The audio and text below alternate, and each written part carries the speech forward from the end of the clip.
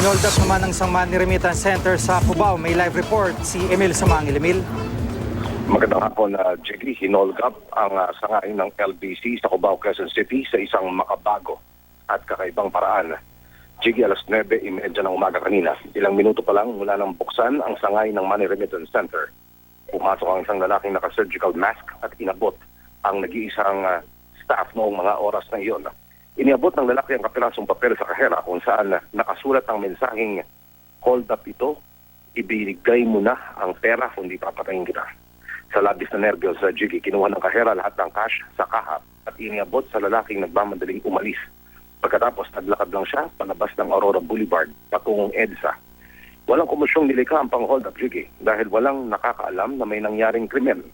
Dumating ang GMA News kasabay halos ng mga responding pulis, inoperate yung residential area sa likuran, pero hindi na nakahuli pa ang tao. Sa kuha ng CCTV, Jiggy, 6 na beses munang nagpalakad-lakad ang suspect sa labas, nagsuot ng surgical mask, saka isinagawa ang krimen. Jiggy. At Emil, doon sa kuha ng CCTV, parang yung una ay wala pang face mask, yung suspect. Pero paglabas niya, parang doon siya naglagay na ng face mask.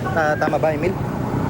Sa ating obserbasyon, nung unang dumaan doon at umikot itong suspect, doon siya nagsuot ng surgical mask. 2 beses na itong inikutan at nawala sa frame nitong CCTV camera.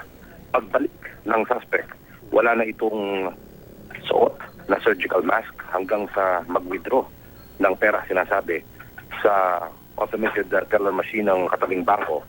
Pagkatapos ay pumasok na doon sa money remittance center. Ayon sa statement na binigay nitong kahera, nagsuot muli ng surgical mask itong suspect. Pero hinubad din bago lumabas ng pintuan. At doon sa huling kuha ng CCTV camera bago siya tuloy na maglaho, wala nang suot na surgical mask itong lalaki at dire-diretso na siya naglakad patungong Aurora Boulevard. Jiggy. Maraming salamat, Emil Samangil.